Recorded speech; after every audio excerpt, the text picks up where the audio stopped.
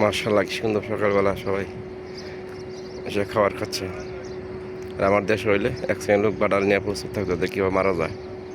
আর এখানে এরা কত সুন্দর নিরাপত্তার সাথে নির্ভয়ে খানা খাইতেছে।